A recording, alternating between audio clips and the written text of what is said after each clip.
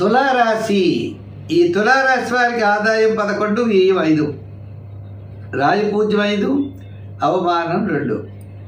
ఈ రాశి వారికి అత్యద్భుతమైన యోగదాయకంగా ఉంటుందన్నారు.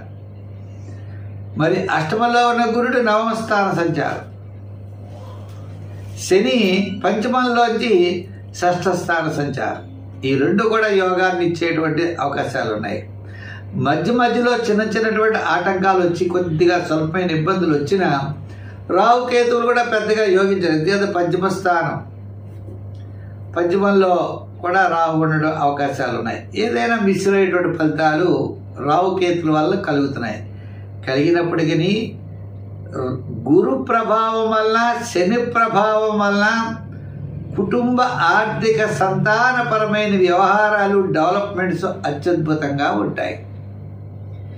శాటర్న్ ప్రభావం వల్ల కూడా అసాధ్యమైన విషయం సుసాధ్యం అవుతుంది అన్నట్లుగా మీ ప్రయత్నాలన్నీ కూడా విజయవంతంగా ముందుగా సాగేటువంటి అవకాశాలు ఉన్నాయి.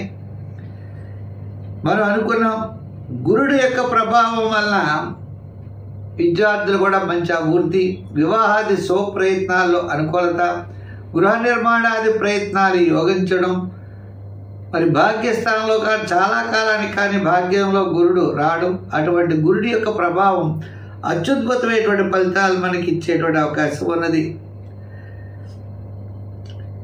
మధ్యలో అంటే ఆగస్టు నెలలో కుజుడు 1000 స్థాన సంచారం వల్ల చిన్న స్వల్పమైనటువంటి ఇబ్బందులు కలగవచ్చు. కలిగినా కూడా వాటిని మీరు తప్పనిసరిగా అధిగమించేటువంటి అవకాశాలు ఉన్నాయి.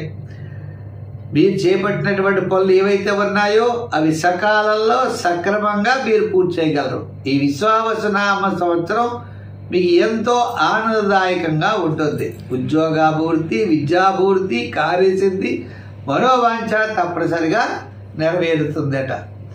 అయితే సుబ్రహ్మణ్య స్వామి వారి యొక్క ఆరాధన, అమ్మవారి యొక్క ఆరాధన చేస్తూ గారులు అమ్మవారికి నైవేద్యం పెడుతూ తరచు అమ్మవారి యొక్క ఆరాధన ద్వారా మీరు విశేషమైన ఫలితాలు పొందగలరు. స్వస్తి.